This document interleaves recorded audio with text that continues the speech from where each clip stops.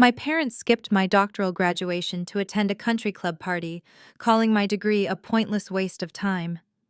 I stood alone in my cap and gown, staring at 6 empty chairs while other families cheered. They thought I was just a glorified dog walker. But days later, a biotechnology company valued at $8 billion hired me on the spot for over $5 million plus equity. Suddenly, my mother was blowing up my phone, demanding a mandatory family meeting to manage my money. I showed up to their lavish estate all right, but I brought a surprise that destroyed their entire empire. Before I continue this story, let me know where you are watching from in the comments below. Hit like and subscribe if you have ever had to stand up to family who underestimated your worth. The auditorium buzzed with the sound of triumph. Hundreds of graduates in heavy black robes hugged their weeping mothers and proud fathers. Cameras flashed everywhere. Laughter echoed off the high ceilings of the convention center. I stood near the back row, clutching my dual diploma in veterinary medicine and zoonotic diseases. My name is Maya. I am 33 years old, and I was completely alone. I looked down at the gold-embossed lettering on my degree. 5 years of sleepless nights. 5 years of missing holidays, working 3 jobs, and drowning in student debt to finish my doctorate. I looked up and stared at the second row of the VIP section. I had reserved 6 seats right in the center 6 months ago. I had sent engraved invitations. I had paid for a celebratory dinner at an upscale steakhouse downtown. Those 6 chairs remained completely empty. A sharp ache formed in my chest. Growing up in a prominent African-American family in Atlanta meant that appearances were everything. My parents, Harrison and Eleanor, cared only about status, prestige, and the kind of success they could brag about at their exclusive social events. My phone buzzed in my pocket. I pulled it out, hoping to see a message that they were just stuck in Atlanta traffic. Instead, I saw a text from my mother. We had to go to Trent's country club induction. A vet degree is not a real doctor anyway. Pick up your own dinner. I read the words 3 times. The glowing screen blurred through my tears. Trent was my white brother-in-law. He was a hedge fund manager who had married my older sister Chloe 3 years ago. Chloe was a cosmetic surgeon and the undisputed golden child of our family. Everything Chloe did was celebrated. When she bought her first luxury car, my parents threw a catered party. When she married Trent, my father proudly announced that she had secured the family legacy. Meanwhile, my passion for animal science and virology was constantly mocked. They called it dirty work. They said I was throwing away my potential to play in the mud. I wiped a stray tear from my cheek, refusing to let anyone see me cry. I typed a quick response to my mother asking why she could not have just been honest with me yesterday. Her reply came instantly. Chloe and Trent need our support tonight. Trent manages real money, Maya. You are just going to be checking dogs for fleas. Grow up and stop being so selfish. That was it. My academic pinnacle. My greatest life achievement discarded for a country club cocktail hour. I took a deep breath and walked out of the loud auditorium into the humid Georgia afternoon. I removed my graduation cap and let it hang by my side. The parking lot was filled with happy families loading into their cars headed off to celebrate. I pulled out my keys to my beat-up sedan, feeling the full crushing weight of my isolation. I had spent my entire life trying to earn a single ounce of validation from my parents. I had pursued a highly complex medical doctorate hoping they would finally see my worth.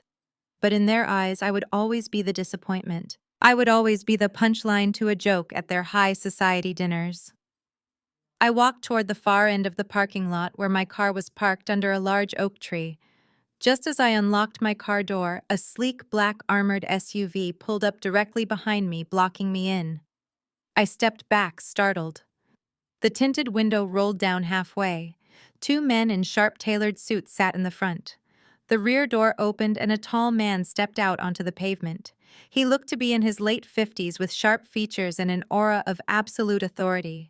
He wore a suit that easily cost more than my entire first year of tuition. He looked directly at me and spoke my full name. Dr. Maya Washington. I nodded slowly, gripping my diploma case tighter. Who are you? My name is Marcus Sterling, he said, extending his hand. I am the Chief Executive Officer of Apex Biotech. We have been trying to reach you for 2 days. I was confused. Apex Biotech was an $8 billion global corporation. They handled some of the most advanced epidemiological research on the planet. I applied for a junior lab position with them months ago but never heard back. I did not return your calls because I was preparing for my graduation, I replied defensively. He glanced at the empty parking spaces around me, then back at my face. He did not offer any meaningless pity. Instead, he reached into his jacket and pulled out a thick, leather-bound folder. We did not come here to offer you the junior lab position, Dr. Washington. We came because our analysts ran a simulation on the predictive algorithm you submitted, the one designed to track animal to human virus transmission. My heart stopped beating for a moment. That algorithm was my life work. Marcus Sterling did not blink. He stepped closer to me and tapped the leather folder against his hand. He explained that 48 hours ago, my predictive model flagged a severe avian flu strain mutation at a commercial poultry farm in rural Georgia. The Centers for Disease Control and Prevention had no idea. The local authorities had no idea. But my algorithm caught the anomaly through subtle shifts in agricultural data and livestock purchasing patterns. Apex Biotech intercepted the data and deployed an emergency containment team based entirely on my code. They quarantined the farm and prevented a massive outbreak that would have devastated the national food supply and crossed over into the human population. You saved the agricultural industry billions of dollars. Dr. Washington, he said, his voice sharp and commanding. More importantly, you proved that your zoonotic transmission model works in real time under real-world conditions. Want it? And we want you. I stared at him, trying to process the magnitude of his words. Just 30 minutes ago, my father had refused to watch me walk across a stage. My family was clinking champagne glasses at a country club, celebrating my brother-in-law because he manipulated hedge funds. They treated my dual doctorate like a worthless hobby. They thought I was destined to spend my life expressing anal glands and clipping dog nails for minimum wage. What exactly are you offering? I asked, forcing my voice to remain perfectly steady. I refused to let him see how much my hands were shaking. Marcus opened the leather folder and laid it flat on the pristine hood of his armored SUV. He pulled out a heavy metallic pen. $5 million cash up front for the exclusive rights to the base code of your predictive algorithm, he stated clearly. In addition, you will receive an 8% equity stake in the new division we are building around your research and a permanent seat on the board of directors for Apex Biotech, $5 million. The number echoed in my head. My sister Chloe had mocked me for taking out a $50,000 loan to finish my final year of research. She told my parents I was a financial burden. Now a man in a bespoke suit was offering me 100 times that amount on the hood of a car. Where do I sign? I asked. Marcus handed me the pen. His intense gaze never left my face. You are making a smart decision, Maya. The industry is about to change, and you are going to be at the forefront of it. I leaned over the hood of the SUV. The metal was still warm from the Georgia sun. I read the bold print at the top of the contract. It was an intellectual property acquisition and employment agreement. The terms were exactly as he stated. I pressed the pen to the paper and signed my name. The ink flowed smoothly, sealing my future. I signed the second page, and the third. With every stroke of the pen, I felt years of humiliation and financial anxiety dissolving. I was no longer the struggling student. Borrowing money to survive, I was a multi-millionaire executive. Marcus took the folder back and inspected the signatures. He nodded in approval and handed me a solid black metal card. This is your corporate expense account, he said. The $5 million wire transfer will clear your personal bank account by tomorrow morning. Until then, use this for whatever you need. A car will be sent to your residence on Monday. to bring you to the corporate headquarters. Welcome to Apex Biotech. Thank you, Mr. Sterling, I replied, slipping the heavy card into my pocket. He got back into the SUV. The tinted window rolled up silently, and the massive vehicle pulled away, leaving me standing alone in the empty parking lot. I took a deep breath of the humid air.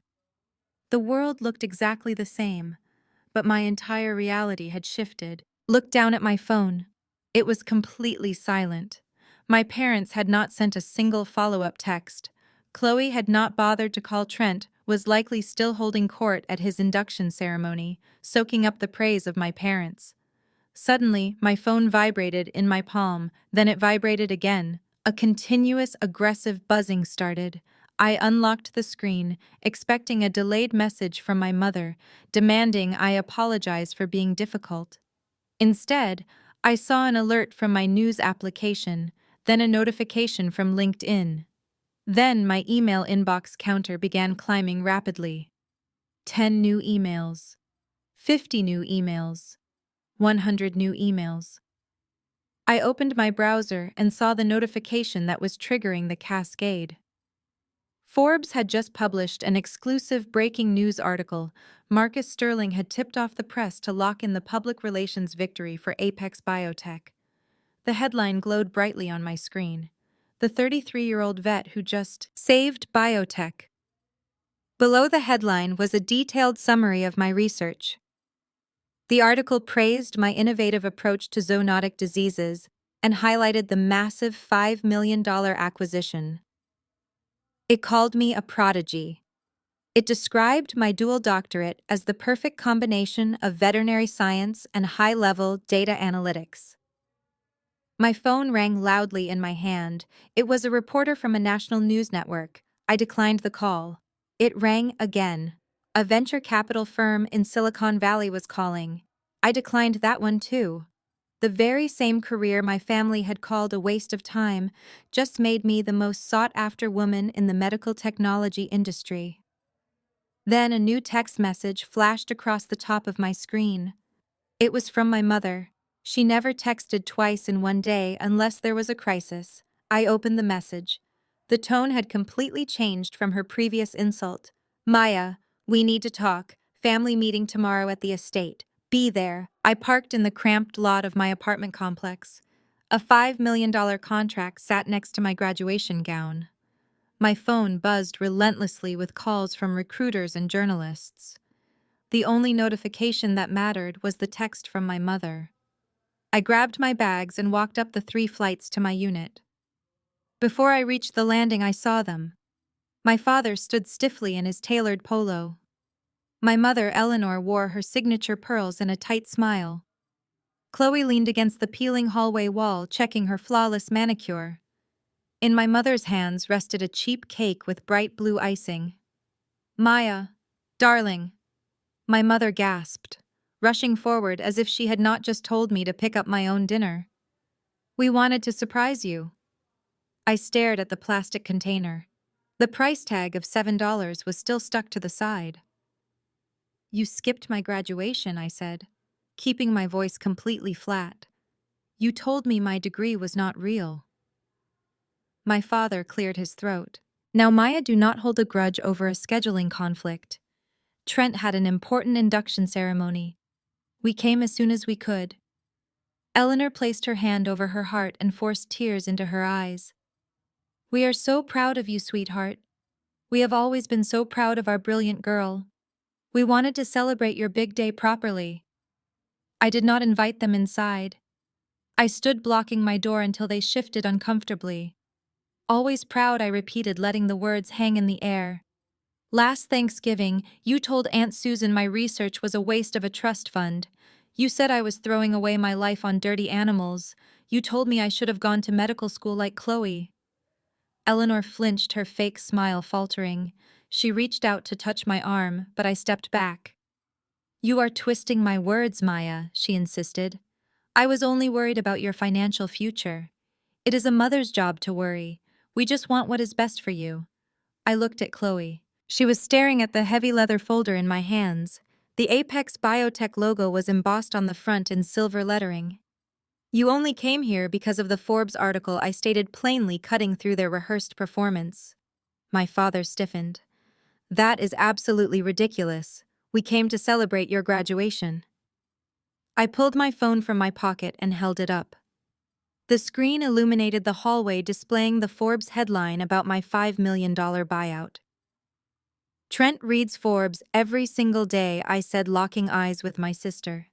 He saw the notification about the Apex Biotech acquisition. He saw my name. He realized my algorithm just netted me more cash in 10 minutes than his hedge fund made all last quarter. He called you and told you to get over here. Chloe dropped her bored expression and let out a sharp, dismissive scoff. She pushed off the wall and crossed her arms over her designer blouse. Oh, please, Maya, do not flatter yourself.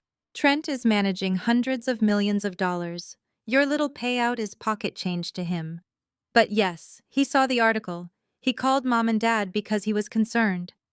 Concerned, I echoed. About what? About you being taken advantage of, my father interjected, stepping forward to take control of the narrative. You are a scientist, Maya, not a businesswoman. $5 million is a significant amount of capital. It requires proper management, tax shelters, and strategic investment vehicles. You do not know the first thing about any of that. You will end up bankrupt in a year if you try to handle this yourself. Eleanor nodded vigorously, sending her pearls bouncing against her collarbone. Exactly, darling. People will try to scam you. The government will take half in taxes. You need professional help. You need family. We are here to protect you. Protect me. I laughed, and it was a harsh, bitter sound. You could not even protect my feelings for one afternoon to watch me walk across a stage. You told me to grow up and stop being selfish just 3 hours ago. Now you are standing at my door with a discount cake pretending you care about my financial well-being. Chloe rolled her eyes and snatched the cake from my mother's hands. I told you this was a waste of time, Mom, she snapped. She is just going to be difficult and act like a victim like she always does. Let us just get to the point so we can leave this depressing hallway. My mother dropped the caring act entirely. The fake tears vanished, replaced by the cold, calculating stare I had known my entire life. She straightened her posture, looking down her nose at me, despite being 2 inches shorter. Fine, she snapped, her tone clipped and authoritative. You want to be difficult, Maya. We will do this your way. We are not asking for your permission. This money affects the entire family, and we are not going to let you squander it on foolish decisions. My money does not affect you. It is mine. My father stepped closer, invading my personal space. Everything in this family belongs to the family, he growled. I paid for your college. I fed you and clothed you and gave you the foundation to even achieve this. You owe us respect. Chloe smiled, a tight, triumphant smirk. She held the cake like a weapon. Trent already pulled the preliminary market data on your Apex deal, she commanded, dropping all pretense of sisterly affection. Mom says we are having a mandatory family meeting tomorrow at the estate. Bring your bank statements, your employment contract, and your intellectual property documents. Trent needs to look at your financials and set up your wealth management accounts. Do not be late, or our corporate lawyers will look into exactly who funded your initial research. The massive wrought iron gates of my parents' Atlanta estate swung open the next morning. I drove my sedan up the cobblestone driveway, parking next to Trent's silver Porsche. I walked through the double mahogany front doors without knocking. The house was suffocatingly quiet. I made my way to the formal dining room, a cavernous space dominated by a long, custom-built table. Trent sat right at the head of the table. It was the seat my father had fiercely guarded my entire life. Today, my father sat to the right of Trent, looking entirely complacent. My mother sat on Trent's left, sipping sparkling water. Chloe was lounging on a velvet sofa, scrolling through her phone. Trent did not stand when I entered. He simply slid a thick bound document across the polished wood surface. Have a seat, Maya, he commanded, pointing to the far opposite end of the table. We have a lot of work to do. I did not sit down. I walked slowly toward the table, keeping my eyes fixed on his arrogant smirk. You demanded my presence under the threat of a lawsuit, Trent, I said evenly. So let us skip the pleasantries. What is this?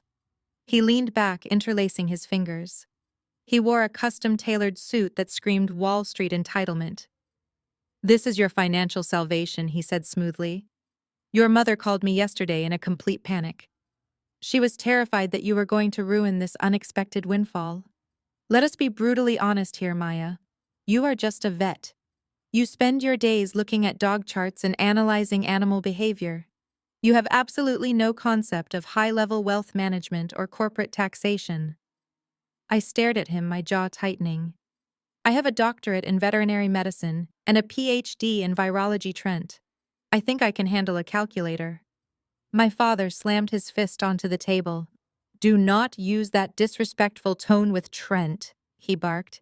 He is trying to save you from your own ignorance. You get a little bit of money and suddenly you think you are an expert. The IRS will eat you alive. Scammers will target you. You will be broke in 6 months if you try to manage $5 million on your own.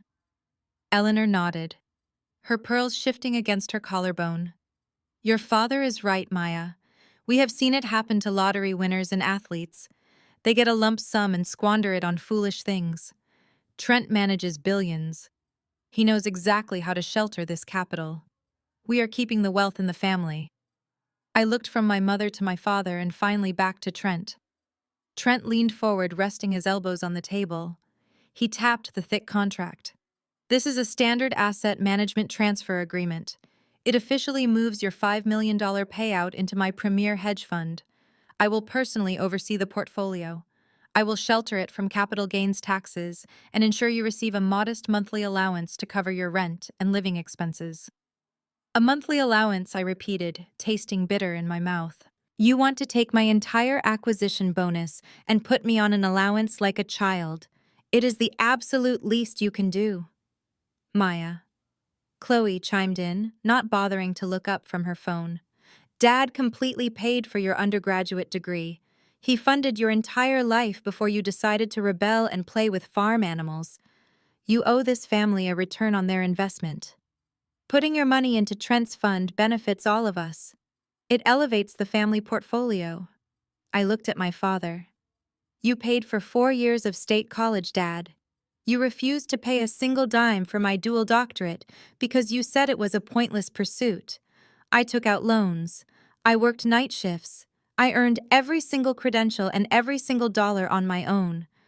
You stopped supporting me the day I rejected your demand to go to business school, and now you expect me to hand over the reward for my hard work to a man who married into this family 3 years ago.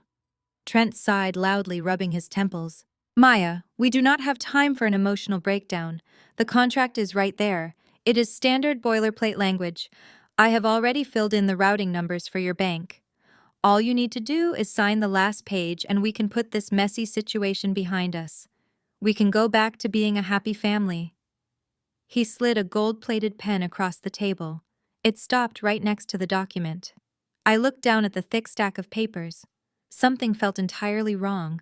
A hedge fund manager handling billions would not be this desperate to secure a $5 million account. It did not make sense. $5 million was a rounding error to a firm like his. I slowly picked up the heavy contract. Do not bother reading the legal jargon, Maya, my mother said, waving her hand dismissively. You will not understand half the terminology anyway.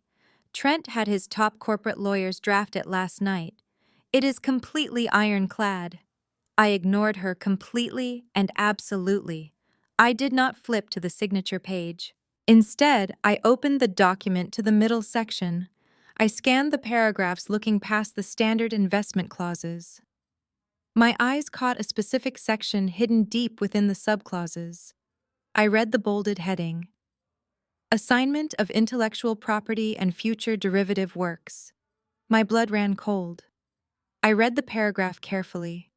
It stated that by signing this wealth management agreement, the client hereby transfers, assigns, and conveys 80% ownership of all current and future predictive algorithms codebases and artificial intelligence derivatives to Trent's holding company. I turned the page. The next clause explicitly stated that any future royalties, patents, or buyouts related to my virology software would be directed entirely to his firm. This was not a wealth management contract. This was not an attempt to protect my $5 million from the IRS or scammers. This was a hostile takeover of my entire life's work. Trent was trying to legally steal my code. He wanted the rights to every single algorithm I would ever create. I looked up from the paper. Trent was watching me closely, his smug smile replaced by a hard, calculating glare. He knew exactly what I was reading. I did not blink. I stared right into Trent's pale blue eyes and watched his arrogant smirk widen into a full-blown grin. He thought he had me trapped. He thought I was just the naive little veterinarian who would sign away her life work because she was intimidated by the mahogany walls of my father's dining room. I gripped the thick stack of premium legal paper with both hands. The silence in the room was absolute. Everyone was waiting for me to submit. I brought my hands together and ripped the 50-page document straight down the middle. The sound of tearing paper echoed like a gunshot across the long table. My mother gasped, clutching her pearls. Chloe dropped her phone onto the floor. I walked the torn halves over to Trent's chair and let them flutter directly into his crystal Scotch glass. The expensive amber liquid splashed over the rim and soaked into his pristine white cuffs. My father erupted from his chair, his fists slamming the table.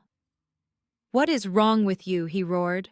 "Trent is offering you a lifeline to protect your money and bring your little software project into the corporate world. And you act like a selfish brat, turning your back on our legacy." I turned to my father, my voice dangerously calm. "Since when does your legacy involve stealing from your daughter? Did you read the clause buried on page 42? It was not a wealth management agreement. It was an intellectual property assignment. Trent was trying to legally seize 80% ownership of every single piece of artificial intelligence code I write for the rest of my life." My father hesitated for a fraction of a second. He glanced at Trent, but Trent just kept smiling as he dabbed his wet cuff with a linen napkin. Eleanor stood up trembling with manufactured outrage. "Maya, how dare you accuse Trent of stealing? He manages billions. He does not need your money. You owe him an apology immediately. I owe him absolutely nothing," I fired back. "He is a parasite playing the wealthy savior while he tries to con me out of the technology I spent 5 years building. He called me a glorified dog walker yesterday. Today he wants my brain." Chloe stepped forward, pointing a manicured finger at my chest. "You are so ungrateful. Maya, Trent was doing you a massive favor. You think some pharmaceutical company is just going to hand you $5 million and let you walk away. They are going to crush you. Trent was bringing you into the inner circle." "The inner circle of fraud?" I asked, stepping closer to my sister. "You all sat here and watched him slide a contract across the table that would enslave me to his firm. You brought me here under the guise of family support just to ambush me." My father took a threatening step forward, growling. "We brought you here to teach you how to be a team player, Maya. You are a veterinarian who got incredibly lucky. If you walk out that door with your arrogant attitude, you will have nothing. We will make sure every single investor in Atlanta knows exactly how unstable you are. We will isolate you." Completely and utterly, I held my ground, refusing to back down from the man who had bullied me my entire life. "Go ahead and try, Dad. I do not need Atlanta investors. I have a guaranteed buyout at Apex Biotech. My technology works. It saves lives. I do not need your money, and I certainly do not need Trent's predatory contracts." I turned toward the dining room doors, ready to leave this toxic nightmare behind me. Once and for all, I had won. I had stood up to them and protected my assets. But as my hand reached for the brass door handle, Trent finally spoke. His voice was not angry or defensive. It was smooth, calculated, and terrifyingly calm. "I would not be so sure about that buyout." "Maya?" he said softly. I stopped and turned around. Trent slowly stood up from his chair at the head of the table. He took off his expensive wire-rimmed glasses and pulled a microfiber cloth from his pocket, carefully cleaning the lenses. He just focused on polishing the glass with absolute precision. Your little software program is certainly impressive. He continued, his tone conversational. I always thought your veterinary research was just a desperate cry for attention. But when we hosted Thanksgiving dinner at our house last year, you left your laptop on the kitchen island. You were so busy arguing with your mother about your career choices that you completely forgot to lock your screen. The air in the dining room grew freezing cold. My stomach dropped as the realization of his words washed over me. I stared at him, my pulse hammering against my ribs. You copied my hard drive, I whispered. Trent put his glasses back on and smiled a wide, predatory grin. He picked up his scotch glass, removed the soggy pieces of the torn contract, and took a slow, deliberate sip. Copied is such an ugly word. Maya, I simply backed up your files for safekeeping. I saw the predictive model you were building. I saw the base code for the zoonotic transmission algorithm. It was raw and unpolished, but the potential was obvious, so I did what any smart investor would do. I protected the asset. My father crossed his arms, looking incredibly proud of his son-in-law. Chloe smirked, her eyes gleaming with vicious satisfaction. Trent set his glass down and leaned forward before he dropped the ultimate bomb. I had my expensive development team completely clean up your raw data back in late December. Maya, they worked silently to finalize the code structure while you were entirely clueless. I already filed a preliminary patent under my firm's name. Apex Biotech will drop you by morning for selling disputed IP. I stared at him, the air in the room suddenly thick and suffocating. My father puffed out his chest in a grotesque display of dominance while my mother sipped her water. Chloe was practically glowing. They were completely fine with it. They were actively helping Trent steal my life's work. I turned on my heel and walked out of the dining room. I did not run. I kept my shoulders pulled back and my spine perfectly straight. I heard my father yelling my name, but I kept walking. The heavy mahogany doors slammed shut behind me, cutting off his voice. I got into my sedan, locked the doors, and drove away from the estate. The entire drive back to my tiny apartment, I replayed Trent's words in my head. He had copied my code. He had filed a preliminary patent. He was weaponizing the legal system to freeze my one valuable asset. Monday morning arrived with a blinding glare. I had barely slept. I sat at my kitchen table staring at the black metal expense card Marcus Sterling had handed me just days ago. It felt like a lifetime had passed. My phone vibrated against the cheap laminate surface. The caller ID flashed a New York number. I answered it immediately, expecting a recruiter or a journalist. It was Marcus. His voice lacked its previous confident energy. It was cold, metallic, and entirely corporate. Maya, we have a massive problem, he stated sharply.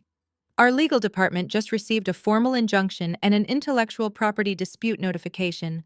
Trent Kensington filed a claim asserting his firm owns your algorithm. He provided a preliminary patent filing dated 3 months ago. The floor seemed to drop out from beneath me. He actually did it. I gripped the edge of the table, my knuckles turning white. Marcus, it is a fraudulent claim, I insisted, forcing my voice to remain steady. He stole the raw code off my laptop during a family dinner. He has no development history, no proof of concept, and no underlying research data. He just copied my files and wrapped them in a legal filing to extort me. You have to believe me. I hear you, Maya Marcus replied, his tone unyielding. But belief does not hold up in a corporate boardroom. Legal realities do. Apex Biotech is acquiring your intellectual property for $5 million. We cannot and will not purchase a disputed asset. Our valuation model relies on exclusive ownership of that algorithm. If Kensington holds a preliminary patent, it ties up the code in litigation for years. We do not have years. The avian flu mutation is accelerating. We need to deploy this software globally right now. A second voice came through the speakerphone. It was deeper and far more aggressive. Dr. Washington, this is Arthur Vance, CEO of Apex Biotech. My heart pounded against my ribs. Mr. Vance, I began, but he cut me off immediately. I do not want explanations. Dr. Washington, I want a clean asset. We executed a contract based on your representation of sole ownership. You signed a warranty clause guaranteeing the code was free of encumbrances. Right now, you are in direct violation of that contract. I swallowed hard, tasting panic. Trent is leveraging his firm's legal resources to freeze me out, I explained. I can prove the code is mine. I have the time-stamped development logs. I have the original datasets. I just need time to get a lawyer and fight the injunction. Time is the one thing you do not have, Arthur Vance snapped. I am not running a charity, and I am certainly not funding a family feud. I do not care about your time-stamped logs. I care about a clean title. You have exactly 48 hours to make Trent Kensington's claim disappear. 48 hours, I gasped. That is impossible. The legal system does not move that fast. Then you better find a way to motivate him to withdraw the claim voluntarily, the CEO fired back. If that injunction is not lifted by Wednesday morning, we pull the acquisition offer entirely. We will terminate the employment contract. Our legal team will file a lawsuit against you for breach of contract and misrepresentation. We will bury you in litigation debt for the rest of your natural life. Do you understand me? I understood perfectly. They were going to ruin me. Yes, Mr. Vance, I said quietly. 48 hours. The line went dead. I lowered the phone and stared at the blank screen. The silence in my apartment was deafening. I opened my banking application. My checking account balance sat at a miserable $312. My student loan debt was a gaping black hole. I looked at the black corporate expense card Marcus had given me. It was useless now. If the deal was frozen, I could not spend a single cent without committing corporate fraud. Trent knew exactly what he was doing. He knew I had zero financial resources to fight him. He managed a multi-billion-dollar fund. He had teams of ruthless corporate litigators on retainer. If I fought him in court, he would bury me in legal fees until I was bankrupt and begging to hand over the algorithm. My parents knew it too. That was why they sat there so smugly. They knew Trent had engineered a flawless trap. I could not fight a hedge fund with $300. I could not hire a lawyer. The conventional rules of combat did not apply here because the game was entirely rigged in his favor. If I played by his rules, I lost everything. I needed a different strategy. I needed leverage. Trent was arrogant, but he was not invincible. Men like him always had secrets. Men who stole from their own family members definitely cut corners in their professional lives. I just needed to find the loose thread and pull it until his entire tailored suit unraveled. I really needed dirt on Trent Kensington, and I needed it fast. I stared at my phone screen for 10 seconds before my panic morphed into cold, calculating rage. Trent thought I was a helpless animal doctor who would just roll over and surrender. He fundamentally misunderstood how my mind worked. When a virologist encounters a pathogen, she isolates it. She studies its structure. She finds its weakness, and then she eradicates it. Trent Kensington was just another virus. I opened the digital copy of my Apex Biotech employment agreement. Arthur Vance threatened to void it, but legally it was still active for 48 hours. Section 4 clearly stated that a $100,000 signing bonus advance was available immediately. I logged into the portal Marcus set up and wired the $100,000 directly into my checking account. It cleared instantly. I had a war chest. I did not waste time looking for a traditional law firm. Traditional lawyers played by the rules. I needed someone who specialized in financial demolition. I searched for the most ruthless forensic accounting firm in Atlanta. An hour later, I walked through the frosted glass doors of Vanguard Financial Intelligence. The managing partner, Elias Thorne, looked like a predator in a tailored suit. He sat behind a sleek glass desk, listening silently. I wrote him a check for $50,000 and slid it across the table. I need a complete financial autopsy on Trent Kensington, I told him. I need to know where every single cent goes, and I need it tomorrow morning. Elias inspected the check and nodded. My team will start tearing into his public filings immediately. If there is a crack in his foundation, we will find it. I went back to my apartment and paced the floor. The hours dragged by with agonizing slowness. I drank black coffee and stared at the digital clock on my laptop, watching my 48-hour window slowly evaporate. At 2 in the morning, my phone finally rang. It was Elias. "We hit a massive firewall, Maya," he said, his voice tight with frustration. "We ran Kensington through every domestic database. His hedge fund filings are immaculate. He has top-tier auditors signing off on his quarterly reports. On paper, the man is a financial genius with a perfectly balanced portfolio. There is absolutely no dirt here. He is clean." "He is not clean," I snapped, gripping the phone. "He stole my code because he is desperate. Men who manage billions of legitimate dollars do not steal unfinished algorithms from their sister-in-law. Look deeper. I am telling you, Maya, his domestic corporate structure is an impenetrable fortress," Elias insisted. "Unless you have a specific thread for us to pull, we are locked out." I closed my eyes and forced myself to think back to Thanksgiving dinner at my parents' estate. I remembered walking past the guest suite. The door had been cracked open. I remembered hearing Chloe crying and Trent hissing at her in a panicked whisper. I dug through the memory, trying to isolate the exact words. "Wait!" I said, my eyes snapping open. I remember an argument. Trent was furious. Chloe was crying about missing offshore accounts. He told her to lower her voice before someone heard them talking about the Cayman shell entities. Elias went completely silent on the other end of the line. "Cayman shell entities," he repeated slowly. "Are you absolutely certain you heard that?" "Yes," I said. "I am positive." He was terrified. "Give me 4 hours," Elias said, and hung up. I did not sleep a single minute. I sat at my kitchen table watching the sun slowly rise over the Atlanta skyline. At exactly 6 in the morning, Elias called me back. He did not say hello. He just told me to get to his office immediately. The atmosphere at Vanguard Financial Intelligence was entirely different. Elias looked exhausted, but his eyes burned with intense energy. He stood by the window holding a thick manila folder. He turned as I entered and locked the door. "You were right about the domestic filings, Maya," he said, walking toward me. "They were perfect because they were entirely fabricated. The hedge fund Trent manages does not actually hold any real assets. It is a ghost ship." I frowned, confused. "What do you mean?" "He manages hundreds of millions of dollars. My parents brag about his returns constantly." Elias slid the thick folder across the glass table.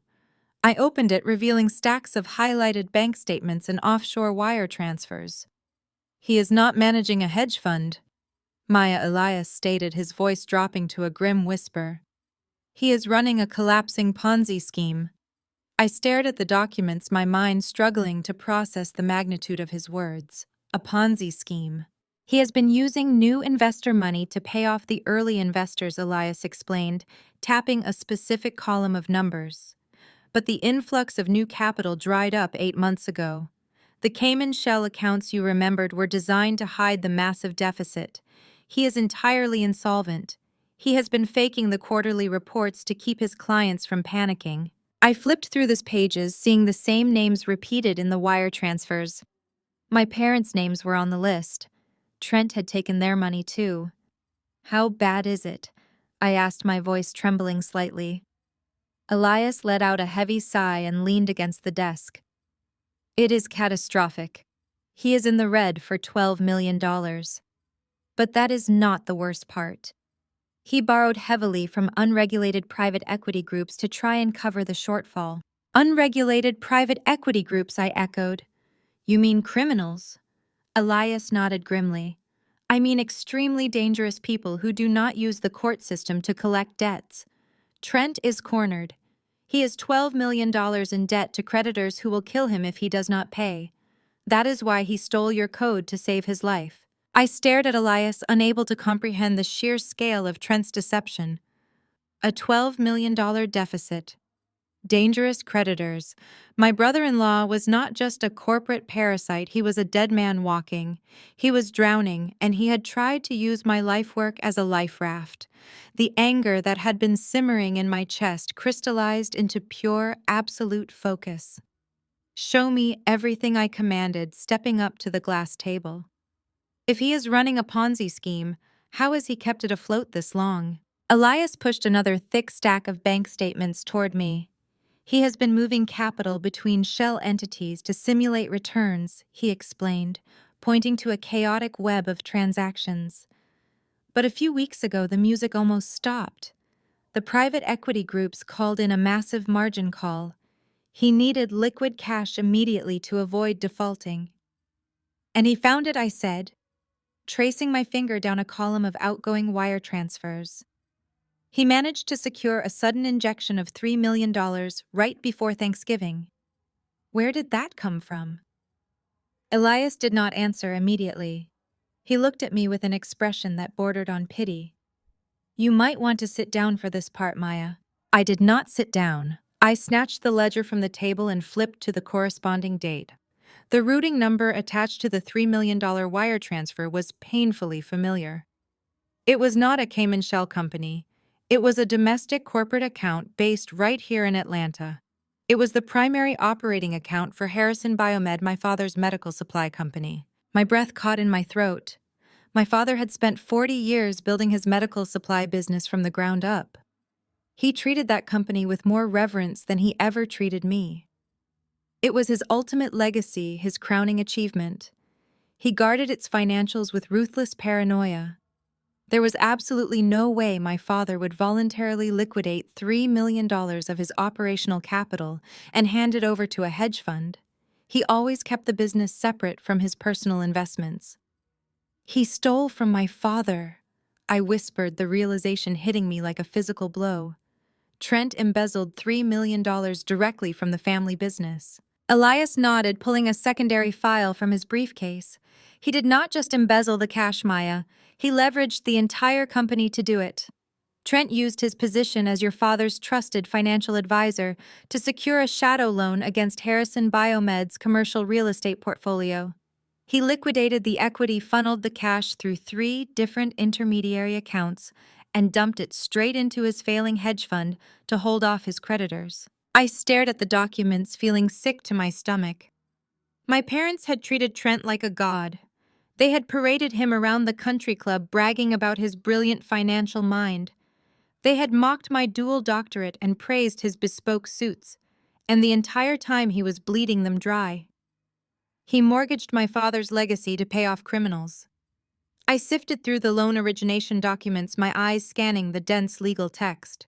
But Trent could not have done this alone, I said, my mind racing. My father requires dual authorization for any transaction over $50,000. Trent would have needed my father's signature to leverage the commercial properties. Elias tapped a specific page near the bottom of the stack. You are absolutely right, Maya. He did need dual authorization. And he got it. He forged your father's signature on the primary loan documents. I looked closely at the bold ink on the bottom of the page. It was a remarkably good forgery, but the slight hesitation on the loop of the letter H gave it away. Trent had meticulously copied my father's handwriting to steal his company. But a forgery of this magnitude requires a verified witness, I pointed out. My virologist brain dissecting the process. He needed a certified notary or an authorized corporate officer to sign off on the transfer. The bank would never have cleared a $3 million commercial loan against the family business without a verified secondary signature. Someone had to watch him sign this and legally verify it. Elias did not say a word. He simply reached out and flipped to the final page of the loan agreement. It was the official notarized authorization form. I stared at the bottom right corner of the page. The blood rushed out of my face. My entire body went rigid. The signature on the witness line did not belong to a random bank employee or a corrupt notary public. It was written in elegant, looping cursive. A signature I had seen on birthday cards and condescending sticky notes my entire life. It was Chloe, my perfect older sister, the golden child who had relentlessly mocked my financial struggles, the brilliant medical doctor who claimed she just wanted to protect me from scammers. Her signature sat right there in black ink, legally binding the fraudulent loan. She knew I breathed the truth finally clicking into place. Chloe knew Trent was running a Ponzi scheme. She knew he was millions of dollars in debt to extremely dangerous people. She watched her husband forge our father's signature to leverage the family business. She helped him steal our parents' entire fortune to save his own life. The sheer scale of her betrayal was staggering. Chloe had stood in my apartment hallway yesterday, gripping a discount grocery store cake, acting deeply concerned about my Apex biotech money. She had demanded I hand over my $5 million to Trent. They were not trying to protect me. They were trying to use my buyout money to plug the bleeding hole in their collapsing scam. They were going to sacrifice my future to hide their crimes. I looked up at Elias. I finally had the ultimate leverage needed to destroy him once and for all. The heavy rain lashed against my windows, a rhythmic hammering that matched the throbbing in my temples. I was sitting on my sofa, the folder of forensic evidence spread out before me like a map of a sinking ship, when a frantic pounding erupted at my front door. I checked the peephole. Chloe stood there, her designer coat soaked through her makeup smeared into dark, haunting smudges beneath her eyes. She wasn't the picture of suburban perfection anymore. She looked like a woman who had just survived a shipwreck. I unbolted the door and she stumbled inside, shivering, clutching her bag to her chest. I watched her for a moment, waiting for the cutting remark or the condescending smirk I had grown accustomed to. It didn't come. Instead, she fell onto my sofa, burying her face in her hands. "Maya, you have to help us," she sobbed, her voice cracking with a raw, ugly desperation that was completely foreign to her. I stared at her, my arms crossed, feeling no sympathy. I had seen the evidence. I knew about the $3 million. I knew she had witnessed the forgery. "What happened to the golden daughter, Chloe?" I asked, my voice devoid of warmth. Did the facade finally crack? She looked up, her eyes wide and bloodshot. "This isn't a game. Trent is in too deep. If he goes down, if the hedge fund collapses, the private equity groups aren't just going to come for him. They're going to come for everything. They already filed liens against Mom and Dad's house. They're going to take everything, Maya. The family estate, the trust, the retirement accounts. All of it." I walked to the kitchen and poured myself a glass of water, watching her through the doorway. "You're talking about consequences, Chloe. You're talking about the natural result of stealing millions of dollars. You and Trent made your bed. You don't get to demand I lie down in it with you." "You don't understand," she cried, standing up and stumbling toward me. "You owe us. We raised you. We gave you a place to stay. We gave you the connections you needed to even get that job at Apex. You think you built that algorithm in a vacuum. You used the family name, the family resources. You owe this family your loyalty, and you owe Trent your silence." Loyalty. I laughed, a short, sharp sound. "You helped him forge Dad's signature. I saw your witness line on the loan authorization. You didn't just stand by Chloe. You actively helped him loot the family business. You and Trent are the ones who destroyed this family, not me." Her face went pale, the realization that I had seen the forensic file hitting her like a physical blow. She stepped back, her hand covering her mouth. "How did you get that?" "It doesn't matter how I got it," I said, my voice hardening. "It matters that you are a co-conspirator in a felony. You could go to prison for this." The desperation in her eyes flickered, replaced by a sudden jagged edge of malice. She straightened her posture, her mask slipping back into place, though it was now twisted and cruel. "If you think you're going to walk away with that $5 million while we lose everything, you're delusional," she hissed. I stood my ground, my heart hammering against my ribs. I wasn't afraid of her anymore. I had seen the bottom of the well. I knew exactly who she was. "You're not getting a cent," I said. "That algorithm is mine. The Apex buyout is the only thing standing between me and being crushed by Trent's manufactured lawsuit. I'm not throwing away my life to bail out a Ponzi scheme." "Fine," she said, her voice dropping to a low, menacing whisper. "You want to play the martyr? You want to drag us all down? Then you're going to burn with us." I frowned, confused. "What are you talking about?" She pulled her phone from her bag, her fingers moving rapidly across the screen. "I've already sent the email, Maya. If you don't sign over the rights to that algorithm by morning, I'm going to the police. And I'm not going as a witness. I'm going as a whistleblower. I'm going to testify that you were the one who embezzled Dad's company funds. I'm going to tell them you used your technical skills to hack into Dad's account, forge his signature, and funnel the money into your own secret accounts." My blood ran cold. You wouldn't. That's perjury. You'd be lying to the police. Oh, it'll be a beautiful lie, she said, a chilling smile touching her lips. You're the one with the high-level tech degree. You're the one who understands encryption and digital signatures. The police will see a brilliant young scientist who got greedy. They'll see the perfect motive, the startup, the pressure, the debt. It's a narrative they'll believe instantly. I have witnesses, Maya. Mom and Dad will back me up. They love me, and they'll do whatever it takes to save their house from the creditors. They'll swear you were the one behind the computer. I felt the walls of the kitchen closing in. She was going to frame me for the very crime she and Trent had committed. It was the ultimate betrayal. She was willing to destroy my entire future to send me to prison just to keep her own head above water for a few more days. You're a monster, I said, the words barely audible. She laughed, a sound devoid of any humanity. No, Maya. I'm just a survivor. You have until 8 a.m. to call Trent and hand over that IP. Otherwise, I walk into the police station with a statement that will end your life as you know it. She turned and walked toward the door, her coat swirling around her like a shroud. She didn't look back. I stood there trapped in the silence of my apartment, clutching the edge of the counter. She had handed me a choice, but it wasn't a choice at all. Surrender and be ruined, or fight and be framed. But she had made one critical mistake.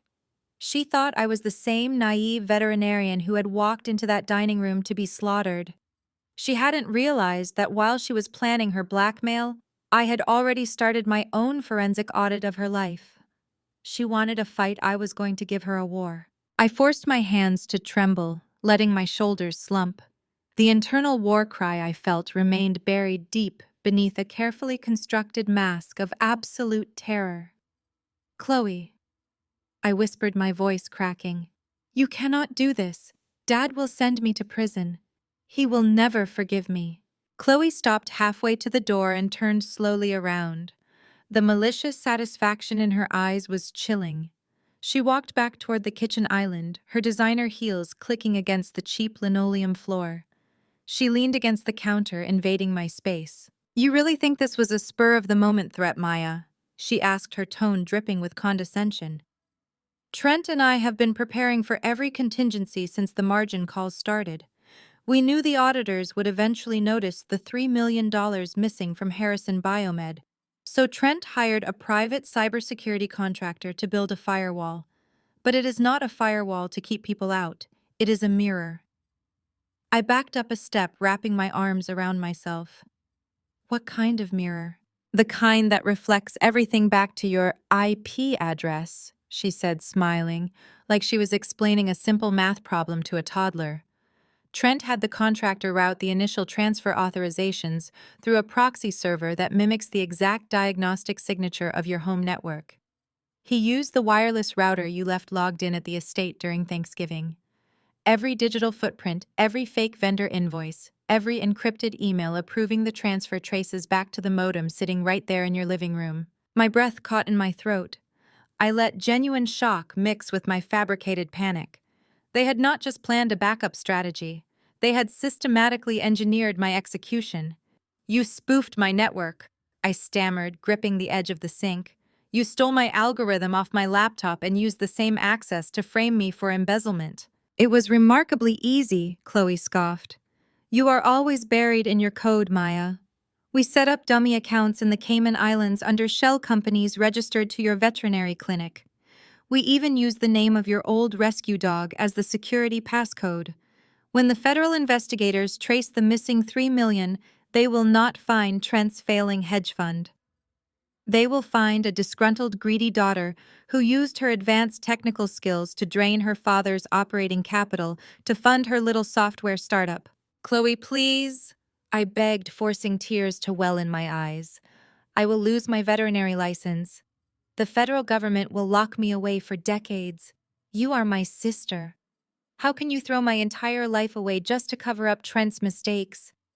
She rolled her eyes, letting out an exasperated sigh. Do not play the victim, Maya. Trent did not make mistakes. He is a financial visionary. You are a glorified dog walker who got incredibly lucky with a few lines of code. I let a single tear spill down my cheek. I worked for 5 years on that algorithm, Chloe. It is my entire life. And what is your life really worth? She snapped, stepping closer. You live in this pathetic apartment. You have no status, no real future. You were always the embarrassment of this family. Mom and Dad spent their entire lives building an empire, and Trent is the only one who actually understands how to elevate it. We belong in the inner circle. If Trent goes down, the scandal destroys the Harrison family legacy forever. We lose the country club, the charity boards, the respect of everyone in Atlanta. I wiped my cheek, my hand shaking visibly. So I just have to take the fall. You should be grateful, she hissed, jabbing a manicured finger at my chest. You owe us. We paid for your degrees. This is your chance to finally be useful. You sign over the Apex Biotech buyout money to Trent by 8 o'clock tomorrow morning, and we use it to quietly repay Dad's operating account. The $3 million gets replaced. Trent gets the remaining $2 million to stabilize his hedge fund, and everyone walks away clean. And if I refuse, I asked, my voice barely a whisper. If you refuse, I walk into the police station tomorrow and hand them the digital audit Trent's contractor prepared. Chloe stated, her expression hardening into ice. Dad will personally hire the best prosecutors to ensure you get maximum sentencing. They will seize your algorithm anyway as restitution for the stolen funds. You will rot in a federal penitentiary, and Trent and I will still get the money. You have absolutely no leverage, Maya. Sign the papers or lose your life. She did not wait for my answer. She grabbed her wet coat from the counter, pulled it around her shoulders, and marched toward the front door. The heavy wood slammed shut behind her, rattling the picture frames on my wall. I stood frozen for a full 60 seconds, listening to the sound of her car engine roaring to life in the parking lot below. The sound of her tires screeching against the wet asphalt faded into the distance, leaving me in complete silence. I lowered my hands. The trembling stopped instantly. The manufactured terror evaporated from my face, replaced by a cold, mechanical calm. I walked over to the bookshelf in the corner of my living room. I reached behind a stack of thick veterinary textbooks and pulled out a small black cube. It was a high-definition security camera with an integrated audio receiver. I had purchased it to monitor my rescue dogs while I was working long shifts at the clinic. It was connected directly to an encrypted cloud server, completely bypassing my local network. I pressed the small red button on the side to stop the recording. The green indicator light blinked twice and went dark. I had the full confession on tape. She handed me the ultimate weapon to destroy her. I pulled the memory card from the camera. I inserted it into my encrypted laptop and uploaded the audio file to 3 secure cloud servers. I listened to the playback, Chloe's shrill, arrogant voice filling my living room. You are a glorified dog walker who got incredibly lucky. We set up dummy accounts. When the federal investigators trace the missing $3 million, they will find a disgruntled, greedy daughter. It was pristine, crystal clear, a masterclass in hubris captured in digital amber. I checked the clock. It was 6 in the morning. I dialed Marcus Vance, the chief executive officer of Apex Biotech. Marcus was a ruthless billionaire who did not tolerate complications. He answered on the second ring, his voice sharp despite the hour. Maya, he barked. I trust you are calling to tell me Trent's injunction has been handled. My board is growing impatient with this family drama. It is handled, Marcus, I replied, my tone matching his icy efficiency. But you are going to want to hear this. I need you to put me on speaker with your lead corporate counsel, now. I heard the rustle of sheets, a heavy sigh, and the sound of a phone being placed on a hard surface. You are on, with my entire crisis team, Maya. Impress us. I hit play. Chloe's monologue played out over the secure line. I listened as she detailed the forged signatures, the spoofed IP address, the Cayman Islands shell accounts, and the explicit plan to extort Apex Biotech's buyout money to plug a bleeding hedge fund. When the recording finally ended, the silence on the other end was absolute. The sheer audacity of the crime had stunned a room full of corporate sharks. Marcus was the first to speak.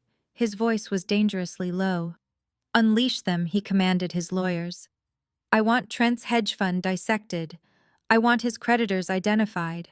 I want a microscopic audit of every single entity tied to the Harrison name. We have a slight problem, sir, one of the lawyers interjected. Trent still holds the provisional patent on the core algorithm. Even with this confession regarding the embezzlement, the patent dispute could tie up the Apex acquisition in litigation for years. This recording proves extortion, but it does not technically invalidate his intellectual property claim on paper. I smiled, staring at the rain streaking down my window. That is the best part, I said, leaning closer to the phone. Trent did not steal my actual algorithm. He stole a ghost. The line went dead quiet again. Explain, Maya, Marcus demanded. Trent's cybersecurity contractor hacked into my personal server 3 weeks ago, I explained. But I am not an idiot. I knew Trent was constantly probing my network for vulnerabilities. Years ago, I created a decoy directory. I named it Apex Core Architecture. It was irresistible bait. But the code inside that directory does not sequence viral genomes. It is a Trojan horse file. A Trojan horse? Marcus repeated, a hint of dark amusement creeping into his tone. Yes, I said. It is a useless string of cyclical diagnostic code designed to do exactly one thing. It permanently embeds an encrypted digital watermark onto the hard drive of whoever downloads it, logging their keystrokes and IP address. Trent was so arrogant he never bothered to have an actual software engineer vet the code.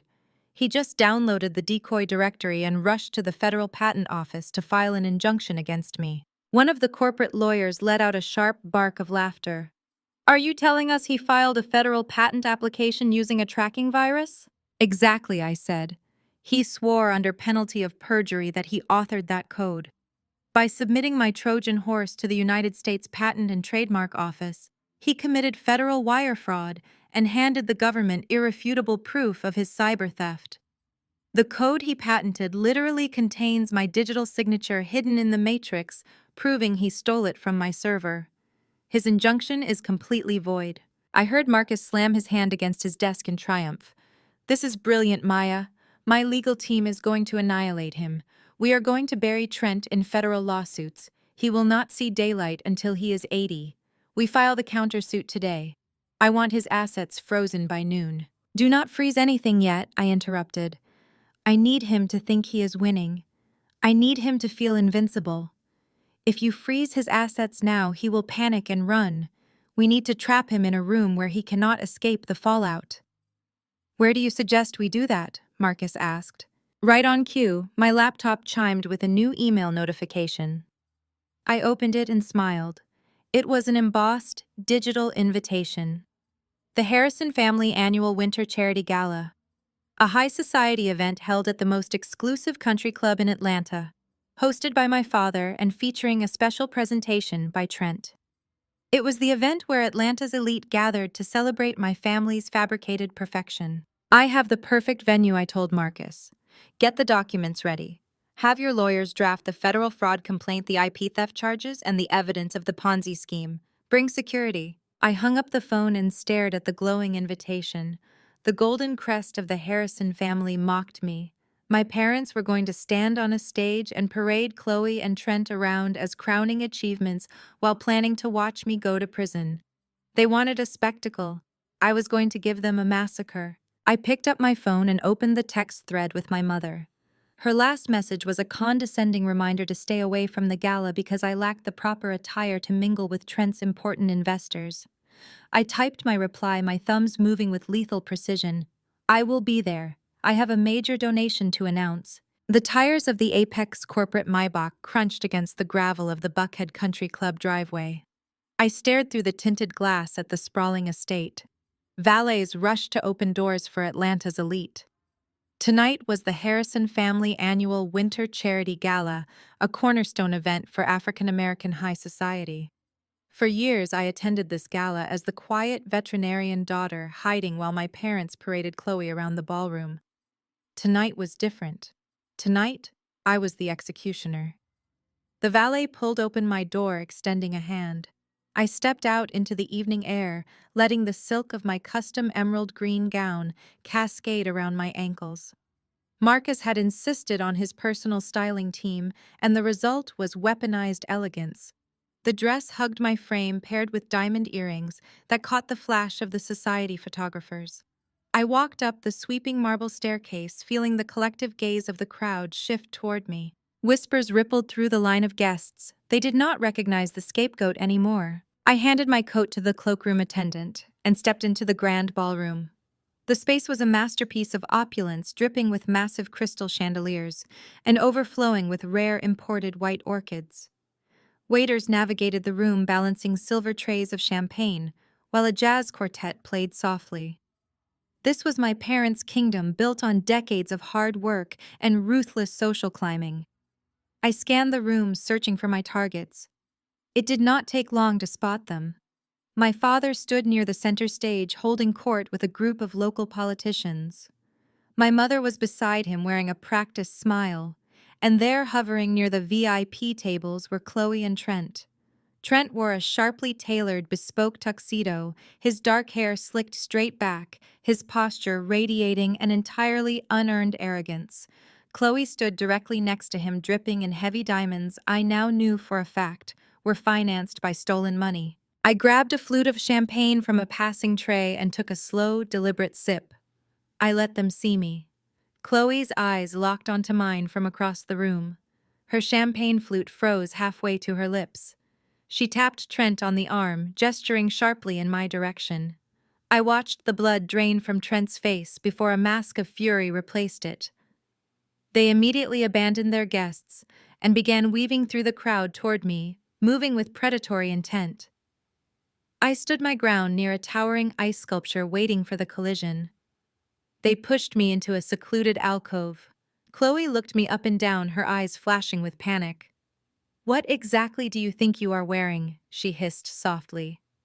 Trent stepped closer, invading my personal space. "We are not here for that, Chloe," he growled. He glared down at me with his jaw tightly clenched. "Where are the documents, Maya? You were supposed to have the IP transfer signed and notarized by 8 this morning. If you think you can play games with me, you are gravely mistaken." I smiled, maintaining direct eye contact. "I am not playing games, Trent. I am simply adhering to a different schedule. You demanded the algorithm, and I brought it." I tapped the small, sequined clutch in my hand. "I have the drive and the transfer authorization right here." Chloe let out a sharp breath of relief, her shoulders dropping a fraction of an inch. "Thank God," she muttered. "Give it to him right now, Maya. We need to secure the transfer immediately so we can execute the wire to Dad's operating account before the bank opens tomorrow. Hand over the clutch." She reached for my bag, but I sidestepped her smoothly, letting her hand grasp empty air. "Not so fast, Chloe," I said, my voice dangerously calm. "You both made it very clear that this algorithm is the key to saving the Harrison family legacy. You said I owed this family. So I decided that a quiet transaction in a dirty apartment simply would not do justice to the magnitude of my contribution." Trent narrowed his eyes, his face turning an ugly shade of crimson. "What exactly are you saying, Maya? Stop speaking in riddles and give me the drive. We do not have time for your dramatic nonsense." I took another slow sip of my champagne, savoring the taste. "You will get the assets, Trent," I promised, my tone dripping with honeyed poison. "But I am going to deliver them directly during my speech tonight, right on the main stage in front of everyone. I want Mom and Dad to see exactly what I am contributing to this family." Trent stepped so close I could feel the heat radiating off him. "You are out of your mind," he snarled. "You will sign them over right now, or Chloe will call the police." I tilted my head, feigning innocent confusion. "But Trent, if I am arrested tonight, who will announce the massive injection of capital your hedge fund is about to receive? Just let me make my speech." Chloe desperately grabbed Trent's arm. "Let her do it, Trent," she whispered. "We still win." Trent glared at me. "Fine then," he spat. "But the second you step off that stage, I am taking that drive." I stood in the shadows and watched them walk away, their confidence completely fabricated. I blended quietly back into the bustling crowd until the grand ballroom lights finally dimmed. A spotlight hit the main stage. My father Harrison stepped up to the microphone. He looked powerful, an African-American pioneer who broke every ceiling in Atlanta. Thank you for joining us tonight, he began. Running a medical supply empire is my life's work, but our family business faced unprecedented expansion challenges. We needed a visionary. He gestured toward Trent. I am proud to announce that my son-in-law Trent has just secured the family's financial future. Trent has proven himself to be the white savior of our legacy. The applause that followed my father's declaration was deafening. The ballroom erupted into a standing ovation as the elite of Atlanta rose to honor a man who had secretly mortgaged their host to absolute ruin. Trent stepped forward, adjusting his bespoke cuffs with a look of profound humility. He shook my father's hand, pulling him into an embrace that looked fantastic to the photographers gathered near the stage perimeter. My stomach churned at the sheer theatricality of the moment. My father willingly handed his crown to a parasite. Trent took the microphone, his voice echoing through the crystal-draped room. "Thank you, Harrison," he said, projecting a tone of deep reverence. "But I cannot take all the credit. Family is about unity. It is about pooling our strengths to protect the institution that provides for us. We face volatile markets, but because we stand together, the Harrison legacy will exponentially thrive." Chloe wiped a choreographed tear from her eye, standing in the front row. The audience murmured in collective approval, mesmerized by the illusion. I stood near the back of the room, my emerald gown catching the ambient light, feeling the weight of the flash drive burning a hole inside my sequined clutch. My father reclaimed the microphone, his chest puffed out with misguided pride. He scanned the crowd, his eyes landing on me in the shadows. And speaking of unity, he continued, his voice booming over the speakers. "We have a special moment tonight. My youngest daughter, Maya, has decided to step up. As many of you know, Maya has always marched to the beat of her own drum, working with animals, while Chloe pursued medicine. But tonight, she is showing true family loyalty. She has decided to make a small contribution to Trent's new expansion fund, a gesture proving she finally understands the value of the empire we built. Come on up here, Maya. Let everyone see you do the right thing for once." The condescension in his voice was thick enough to cut with a knife. He was publicly framing my extorted buyout money as a pathetic offering, a mandatory tithe from the disappointing daughter to the brilliant son-in-law. A polite scattered applause rippled through the room. People turned in their seats, craning their necks to find me. I stepped out of the shadows. The crowd parted instantly, giving me a clear path to the stage. I kept my posture completely rigid, my chin held high. I did not rush. I walked with the deliberate cadence of a woman who knew exactly how the evening was going to end. As I passed the VIP tables near the front, I heard my mother's voice. Eleanor Harrison never bothered to lower her volume when she gossiped with her country club socialite friends. "Well, it is about time," she whispered loudly, leaning toward a woman draped in heavy pearls. She finally learned her place.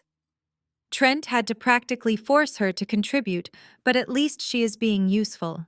We could not have her embarrassing us by hoarding that startup money, while Trent does the heavy lifting for the family portfolio. The woman in pearls nodded sympathetically, casting a pitying glance in my direction. I did not break my stride. My mother's words washed over me, serving as the absolute final nail in the coffin of my familial guilt. Any lingering hesitation I had about destroying them vanished into the cold Atlanta night. They did not just want my money, they wanted my submission. They wanted me broken, publicly humbled, and stripped of my autonomy, so they could maintain their flawless social narrative. I reached the edge of the stage and climbed the carpeted stairs. Trent stood near the podium, an arrogant smirk plastered across his face. He held out his hand, clearly, expecting me to produce a signed document transferring the intellectual property rights of my algorithm directly into his possession. Chloe stood just below the stage, her eyes locked onto my clutch, her breathing shallow with anticipation. I stepped up to the microphone. The bright stage lights momentarily blinded me, but as my eyes adjusted, I looked out at the hundreds of elite guests. I saw the city's most powerful bankers, politicians, and real estate moguls staring back, waiting for the prodigal daughter to bow her head and pay her dues. I did not reach for the transfer documents. Instead, I opened my clutch and pulled out a small silver flash drive. Trent's smirk faltered. His extended hand twitched. Maya, he muttered under his breath, his voice barely carrying over the ambient noise of the room. What are you doing? Just hand me the paper. I ignored him completely. I turned away from the podium and walked directly toward the audio-visual technician sitting at the control mixing board on the right side of the stage. The technician looked up, startled by my sudden approach. I held out the silver flash drive. Put this on the main projector screens, I instructed, my voice steady and commanding. The technician hesitated, glancing nervously toward my father. Sir, I am not sure if I should put it on the screens. I repeated, my tone leaving zero room for debate. My father stepped forward, his brow furrowed in deep irritation. Maya, what is the meaning of this? He demanded, gripping the microphone stand. You are supposed to be making your contribution announcement. Do not turn this into one of your dramatic spectacles. I turned back to face the crowd, the microphone resting comfortably in my hand. I am making my contribution, Dad, I said, my voice echoing cleanly across the cavernous ballroom. I looked directly at Trent, watching the color rapidly drain from his cheeks as the reality of the situation began to fracture his arrogant composure. You told everyone Trent was securing our financial future. You told them he was the architect of our wealth. So I brought a visual presentation of exactly how Trent manages our family portfolio. The screens behind me flared to life, casting a harsh, glaring white light over the stunned faces of Atlanta's elite. I stepped aside, letting the massive digital displays do the heavy lifting. A collective intake of breath rippled through the ballroom as the first slide materialized. It was a high-definition rendering of Trent's offshore banking portfolio. I had structured the presentation with the ruthless clarity of a forensic audit. On the left side of the screen was a neat column showing the exact dates and amounts of the $3 million missing from Harrison Biomed. On the right side was the corresponding destination. They were not corporate investments. They were not strategic hedge fund maneuvers. They were direct wire transfers to offshore gambling syndicates operating out of Macau and the Cayman Islands. I clicked the small black remote in my hand. The next slide appeared, magnifying a specific sequence of transactions. Look closely at the dates, I instructed, my voice echoing through the silent room. These transfers coincide perfectly with the margin calls on Trent's failing hedge fund. You see, Trent is not a financial visionary. He is a degenerate gambler who used his position within my father's company as his personal piggy bank to cover his massive losses. He bled Harrison Biomed dry to pay off bookies and then structured a Ponzi scheme within his own fund to hide the rot from his investors, many of whom are sitting in this very room tonight. A wave of frantic murmurs swept through the crowd. I watched powerful CEOs and venture capitalists pull out their phones, their faces contorted in sudden panic as they realized their investments were gone. The pristine social fabric of the gala was tearing apart at the seams. I turned my gaze to my father. Harrison stood frozen near the podium, his chest heaving. The blood had completely drained from his face, leaving his skin a sickly ashen gray. He stared up at the massive screens, his mouth opening and closing without a single sound escaping. Decades of carefully curated reputation were disintegrating before his eyes. He looked from the damning financial records to Trent, and then finally to me. The sheer magnitude of the betrayal paralyzed him. Down at the VIP tables, my mother Eleanor sat rigid, her diamond necklace rising and falling with her shallow, panicked breaths. Her socialite friends, the same women who had just praised Trent as the savior of the Harrison legacy, were now physically leaning away from her, as if her sudden disgrace might be contagious. Trent did not freeze. The exposure of his crimes triggered an immediate violent reaction. The smug arrogance vanished, replaced by the cornered desperation of a trapped predator. He lunged across the stage toward me, his hands outstretched like claws. "Turn it off!" he roared, his voice cracking with rage. "Turn that screen off right now!" I pivoted sharply, avoiding his grasp. The security guards I had Marcus positioned near the stage perimeter immediately stepped forward, but I held up my hand, stopping them. "Let him speak," I said into the microphone. Trent snatched the spare microphone from the podium, his chest heaving as he turned to face the horrified audience. "Lies," he screamed, pointing a shaking finger at me. Do not listen to a word this psychotic woman says. These documents are complete fabrications. Maya has been unstable for years.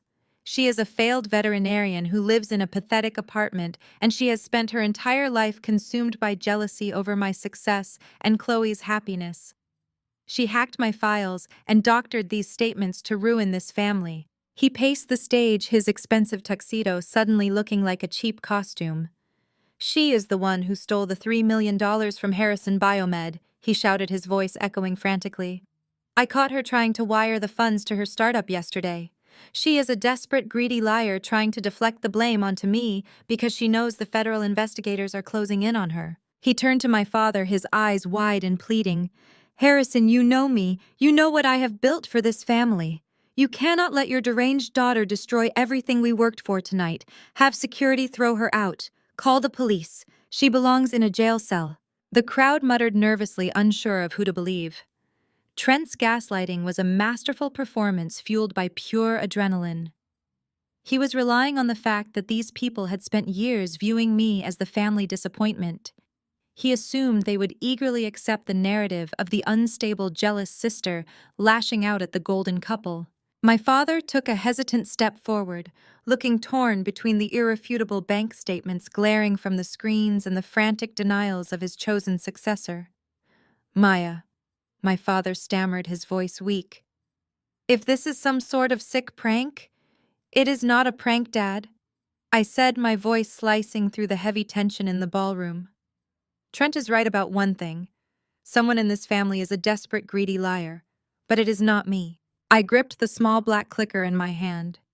Trent thought his charm and my family's deep-seated prejudice against me would be enough to cast reasonable doubt on the financial documents. He thought he could spin a narrative and walk away clean while I took the fall. He forgot that I never enter a war zone without absolute leverage. I would love to debate this with you, Trent, I said, staring him down. But I think it would be much more efficient to let your wife explain your financial strategy. Trent frowned, his eyes darting frantically between me and the audience. What are you talking about? He hissed. I raised the remote and pressed the center button. The massive screens behind us shifted from the damning offshore bank statements to a stark black background. The jazz music had long since stopped leaving the ballroom in a suffocating pin-drop silence. Then the crisp, high-definition audio of the recording I had captured in my living room began to play over the country club's state-of-the-art sound system. Chloe's arrogant, condescending voice filled the cavernous space, echoing off the crystal chandeliers. You really think this was a spur-of-the-moment threat, Maya? The recording played crisp and loud. Trent and I have been preparing for every contingency since the margin calls started. We knew the auditors would eventually notice the $3 million missing from Harrison Biomed. A collective gasp ripped through the audience louder than before. Trent dropped his microphone. It hit the stage with a deafening screech of feedback. The recording continued, mercilessly broadcasting Chloe's confession to the absolute elite of Atlanta. Trent had the contractor route the initial transfer authorizations through a proxy server that mimics the exact diagnostic signature of your home network. Every digital footprint, every fake vendor invoice, every encrypted email approving the transfer traces back to the modem sitting right there in your living room. My father collapsed into a chair on the stage, gripping his chest. My mother buried her face in her hands. I stood tall, holding the clicker as Chloe's recorded voice delivered the final, devastating blow. When the federal investigators trace the missing $3 million, they will not find Trent's failing hedge fund. They will find a disgruntled, greedy daughter. Sign the papers or lose your life. The audio stopped. The trap had snapped shut. The silence that followed the recording was absolute, but it only lasted for a fraction of a second. Then the entire ballroom erupted into chaos. The collective shock of 500 high society guests shattered the carefully curated elegance of the evening. Angry murmurs escalated into outright shouting. Chairs scraped harshly against the polished marble floors as investors scrambled to their feet. A woman dropped her champagne flute, sending crystal shards flying. Panic swept through the crowd like a wildfire. People were pulling out cell phones, frantically dialing wealth managers. The facade of the Harrison Empire had been ripped away, exposing the rotting foundation underneath. Trent realized the shift instantly. The arrogant predator was gone, replaced by a cornered rat. His eyes darted wildly toward the exits. He dropped the microphone, letting it clatter violently against the stage floor, and bolted. He shoved past a waiter, sending a tray of appetizers crashing to the ground, and sprinted toward the heavy mahogany doors at the rear of the ballroom. He did not make it far. Marcus Vance had been true to his word. As Trent reached the exit, four massive security contractors in dark suits stepped out from the shadows, forming an impenetrable wall. Trent slammed into them, but they barely flinched. Two guards seized him, pinning him effortlessly against the wall while he thrashed and cursed. Chloe screamed. It was a piercing, hysterical sound that cut through the uproar. She rushed toward Trent, but another security guard stepped in her path, holding up a firm hand. "Let him go!" Chloe shrieked, her carefully styled hair flying wildly around her face. "You cannot do this to us. Do you know who we are?" I stood alone on the stage, watching the destruction of their fabricated world. I expected my parents to share my outrage. I expected them to be horrified that their golden son-in-law had stolen their capital and plotted to frame their daughter for a federal crime. I looked down at my own mother, expecting to see relief. I was completely wrong. Eleanor Harrison did not look at Trent with disgust. She looked at me with unadulterated venom. She marched up the stage stairs, her designer heels clicking sharply. Her face was flushed an ugly mottled red, and her hands were clenched into tight fists. She did not ask if I was okay. She did not apologize. She raised her hand and slapped me hard across the face. The sharp crack of her palm striking my cheek echoed through the microphone I was still holding, amplifying the blow for the entire ballroom to hear. My head snapped to the side. A hot, stinging pain flared across my skin, but the physical strike was nothing compared to the emotional whiplash. I tasted warm blood where my teeth had caught my inner lip. "How dare you?" Eleanor hissed, her voice vibrating with a furious, trembling rage. "How dare you ruin your sister's life in public?" I slowly turned my head to face her, my hand rising to touch my burning cheek. "Mom," I whispered, genuinely stunned by her reaction. "He stole $3 million. He was going to send me to federal prison to cover his gambling debts." "I do not care about the money," Eleanor screamed, spittle flying from her lips. "We can fix the money. We could have handled this quietly behind closed doors, but you had to make a spectacle. You had to drag our name through the mud in front of every important person in Atlanta. You destroyed our reputation. You humiliated us, Maya." I stared at the woman who had birthed me, finally seeing her with absolute clarity. The embezzlement did not matter. The betrayal did not matter. My freedom did not matter. The only thing Eleanor Harrison cared about was the illusion of perfection. I had shattered the mirror she used to admire herself, and for that I was unforgivable. Harrison stepped onto the stage to stand beside my mother. I looked to my father, hoping for a shred of parental instinct, a flicker of the man who read me bedtime stories before wealth consumed his soul. Instead, I found a corporate warlord calculating his losses. He glared at me with cold, dead eyes. "Your mother is right," he said, his voice dropping to a menacing, gravelly pitch. "You are a destructive, vindictive child. You have always been jealous of Chloe, and now you have actively tried to ruin our family legacy just to satisfy your own petty grievances." "Dad," he confessed. I said, pointing toward the screens that still displayed the offshore bank transfers. "You heard the tape. You saw the offshore accounts. He has been stealing from you for months. He is bleeding your company dry." "Those documents mean nothing to me." Harrison spat, closing the distance between us until he was inches from my face. "Digital files can be faked. Audio can be manipulated. You have the technical skills to fabricate all of this, Maya. And given your unstable history, I have no doubt that is exactly what you did." He was choosing the lie. He was staring directly at the truth and actively choosing to blind himself to protect the social standing of the Harrison name. He was going to sacrifice me to save his own pride. "You are dead to me," Harrison declared, his voice echoing with chilling finality. "You are no longer part of this family. I will have my corporate lawyers sue you into oblivion for defamation. We will bury you in litigation. You will never work again." I will publicly defend Trent. I will stand by my son-in-law and prove to everyone here that you are nothing but a jealous, deranged liar trying to extort us. Get out of my sight, he ordered, pointing a shaking finger at the exit. You have maliciously taken everything from us tonight. Now I am going to personally make sure you have absolutely nothing left in this world. I did not flinch. The stinging heat on my cheek from my mother's hand and the vicious threats spilling from my father's mouth should have broken me. A year ago they would have. But the woman standing on this stage was no longer the desperate daughter begging for validation. I lowered my hand, wiping a drop of blood from the corner of my mouth. I looked at the man who had just promised to eradicate my existence. You are going to sue me, Harrison, I asked, my voice perfectly level, contrasting sharply with his unhinged rage. You are going to unleash your corporate lawyers on me. I will bury you. He snarled, his face purple with fury. I will make sure you never step foot in a boardroom again. You are finished, Maya. I smiled. It was a cold expression that finally made him pause. I raised my right hand high above my head and snapped my fingers.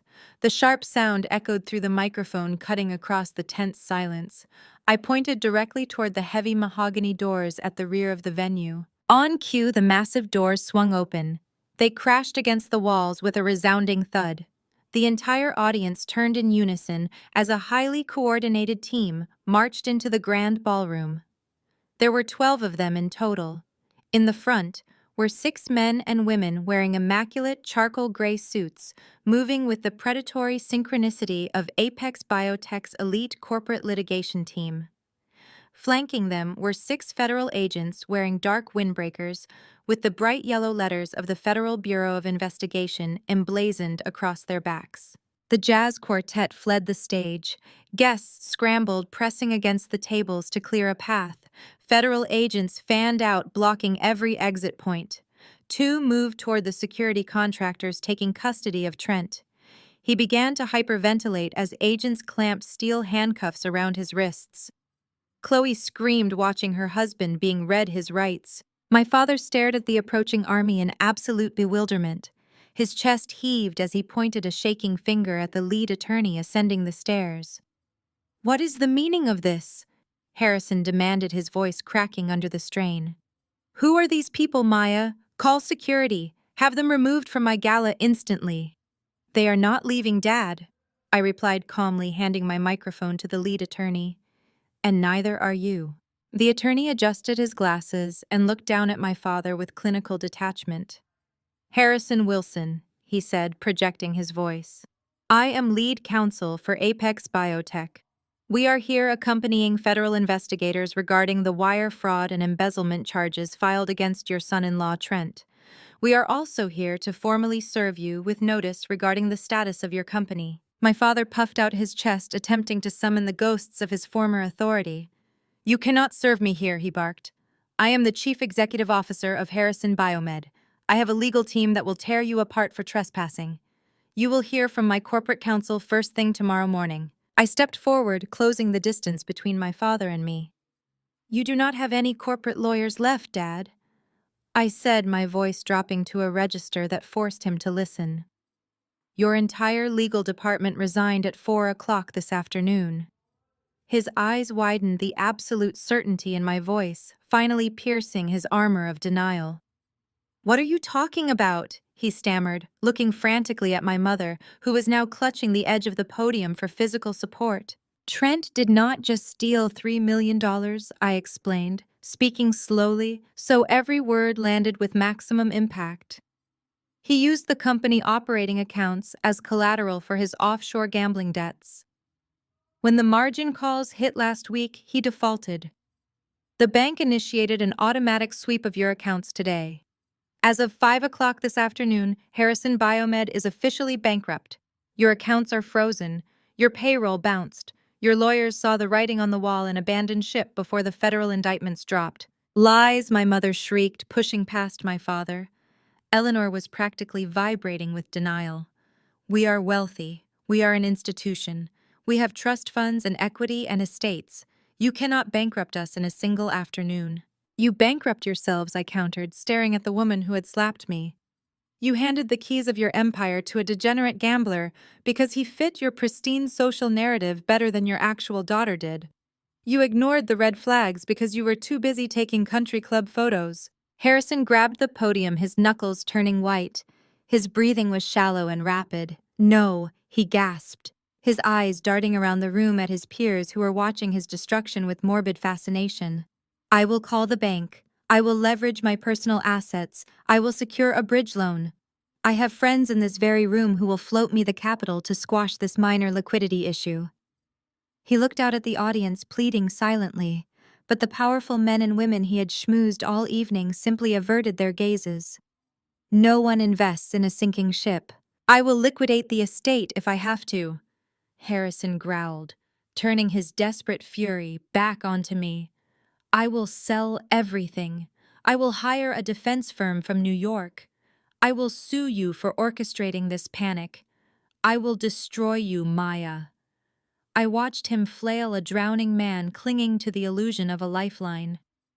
I reached into my emerald gown and pulled out a single folded piece of paper. It was thick watermarked cardstock. I unfolded it meticulously and held it out toward him. "You cannot sue me, Dad," I said, the absolute finality of my words ringing through the silent ballroom. "Because your company debt was auctioned off by the bank this morning." He stared at the paper, uncomprehending. His eyes scanned the legal jargon, the official bank seals, the transfer of ownership clauses. His jaw went completely slack as his brain finally processed the name printed on the bottom line of the debt acquisition contract. "I used the advance from my Apex Biotech buyout to purchase the entirety of your defaulted commercial loans," I told him, my voice cold and unwavering. "You do not owe the bank anymore, Harrison. You now owe me. I own your debt. I now own the remaining assets of Harrison Biomed. I own the mortgage on your suburban mansion. You have absolutely no remaining leverage left." I stepped forward and dropped the thick stack of legal buyout documents directly onto the acrylic podium. The heavy paper hit the surface, echoing through the microphone. My father stared at the manila folder as if it were a venomous snake coiled and ready to strike. His hands trembled. He reached his fingers over the embossed seal, but could not bring himself to touch it. Touching it meant acknowledging the reality of his complete ruin. "Read it, Harrison," I commanded, my voice carrying across the silent ballroom. "Read the transfer of ownership. Read the absolute unmitigated failure of your own arrogance." He finally grabbed the top sheet. His eyes darted across the typed ink. His jaw slacked. The color drained from his face, leaving him hollow. He slumped against the podium, his knees buckling slightly under the weight of the realization. "It is legally binding." I continued pacing across the stage. "When you and Trent tried to force me to sign over my algorithm for pennies, I went to the board at Apex Biotech. I showed them exactly what my software could do. I showed them the pristine, clean code that your golden son-in-law had been trying to steal. They were more than impressed. They offered me $5 million for exclusive licensing rights." A low murmur swept through the crowd. $5 million. It was a staggering sum for a preliminary software patent, and everyone knew it. My mother let out a strangled gasp, clutching her chest as if she had been physically struck. The money she had just sneered at the daughter she had just slapped was now holding a fortune she could not comprehend. "But I did not just take the money and hide," I said, projecting my voice to the furthest corners of the room. "I knew Trent was bleeding your company dry. I knew Harrison Biomed was teetering on the edge of massive defaulting loans, so I used my Apex payout as leverage. I went to your primary lenders. I presented them with the Apex board backing my play. The bank was thrilled to offload toxic debt. They auctioned your defaulted loans to my newly formed holding company at 8 o'clock this morning." I stopped pacing and stood directly in front of my father. "I own it all, Harrison. I am now the majority shareholder. I am the legal owner of Harrison Biomed. Every warehouse, every patent, every single asset you spent your life building now legally belongs to the daughter you just declared dead to you. You do not get to sue me. You do not get to bury me. You do not even get to fire me, because as of this exact moment, I am your boss, and you are entirely at my mercy." Harrison opened his mouth, but no sound came out. He looked like a man who had just watched his entire universe collapse into a singularity. His empire, his legacy, his pristine social standing, all of it was gone, snatched away by the scapegoat he had spent decades emotionally abusing. Eleanor stood frozen beside him, her eyes wide with a horrific mixture of shock and dawning terror. She was calculating her new reality. The society friends who were currently watching her public humiliation would never speak to her again. The country club memberships, the galas, the luxury cars, it was all over. Suddenly, a guttural scream ripped from the back of the ballroom. Trent was still pinned against the mahogany doors by the federal agents struggling wildly against the steel handcuffs cutting into his wrists. His face was contorted in a mask of pure, desperate rage. "You think you won!" he bellowed, his voice cracking, echoing across the stunned crowd. "You think you beat me, Maya? You are a stupid girl." The federal agents tried to subdue him, but he thrashed his head, refusing to be silenced. "I still hold the patent," he screamed, spitting the words out like poison. "You forgot about the intellectual property transfer. You signed the preliminary transfer documents last month to get the seed money. I registered the algorithm under my shell corporation 2 weeks ago. I own your software, Maya. I own the code. I can sell it to Apex myself. I can sell it to the highest bidder and buy my way out of these charges. You gave me the keys to the kingdom, you arrogant—" He did not get to finish his sentence. The lead attorney from Apex Biotech, the man standing tall and imposing next to me on the stage, calmly adjusted his suit jacket. He walked down the carpeted stairs with measured, deliberate steps, parting the sea of shocked guests, until he reached the back of the room where Trent was being held. The attorney reached into his leather briefcase and extracted a thick manila envelope sealed with red federal tape. He held it up directly in front of Trent's flushed, sweating face. "Trent Harrison," he said, his voice projecting with clinical precision. "I am handing you a formal federal indictment from the United States Department of Justice. You are being charged with 3 counts of wire fraud, 2 counts of corporate embezzlement, and 1 count of filing a fraudulent patent application with the intent to deceive federal regulators." Trent's thrashing suddenly stopped. His eyes locked onto the red tape. "What are you talking about?" he breathed, his voice dropping to a panicked whisper. "The patent is real. The code is real. I saw it work."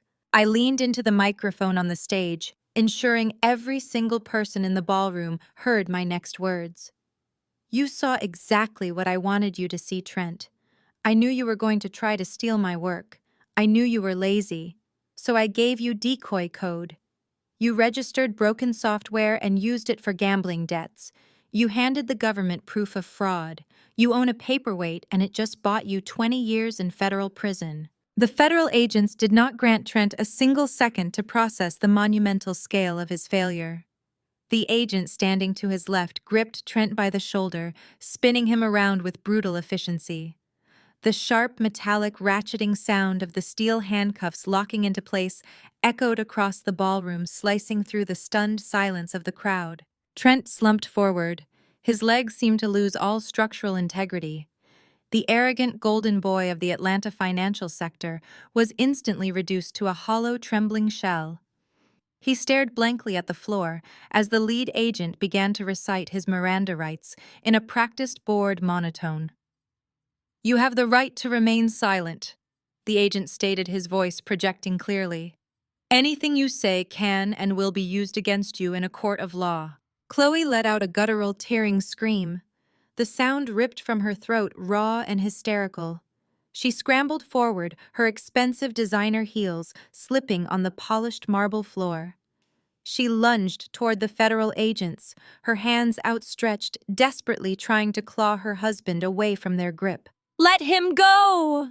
Chloe shrieked, her carefully styled hair flying wildly around her tear-streaked face. "You cannot do this. He is a prominent investment banker. You have the wrong person. It is a misunderstanding." The Apex Biotech security contractors immediately stepped forward, forming an impenetrable wall of dark suits and broad shoulders. They intercepted Chloe effortlessly, blocking her path and forcing her back toward the center of the stage. She hit the physical barrier and bounced off, stumbling backward until she nearly collided with the podium. She whipped her head around, frantically searching for an ally. She looked at our father. Harrison was utterly paralyzed. He stood rooted to the stage floor, staring at the legal documents I had dropped on the podium. His eyes were wide and vacant, trapped in a state of catastrophic shock. He was attempting to process a brutal new reality. "Dad, do something," Chloe sobbed, grabbing Harrison's tuxedo jacket and shaking him violently. "Call your lawyers. Call the governor. They are taking Trent away. You have to stop them." Harrison did not even blink. He slowly turned his head to look at me, the fight completely drained from his posture. "I have no lawyers, Chloe," he whispered, his voice sounding incredibly old and hollow. "She bought the debt. She owns everything." Chloe let go of his jacket, stumbling backward as if she had been physically burned. She looked at our mother. Eleanor was leaning heavily against a high-top table, her face buried in her hands, weeping openly as the socialite friends she had spent decades cultivating openly recorded her family's destruction on their smartphones. There was no salvation coming from her parents.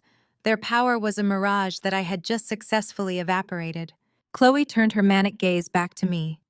The sheer arrogance that had defined her entire existence vanished, evaporating under the crushing weight of impending poverty and social exile. She took 2 steps toward me, her chest heaving. Then she collapsed. She dropped to her knees, right there on the stage in front of 500 of Atlanta's most powerful elites. She crawled forward on the carpeted floor, reaching out with trembling hands. She grabbed the heavy emerald fabric of my gown, clutching it desperately in her fists. The golden child, the sister who had spent her entire life mocking my career choices, minimizing my achievements, and plotting to steal my algorithm, was now weeping at my feet. "Maya, please," Chloe begged, her makeup running down her face in dark, muddy streaks. "You have to stop them. You have to tell the federal agents it is a massive misunderstanding. Tell them we were just negotiating."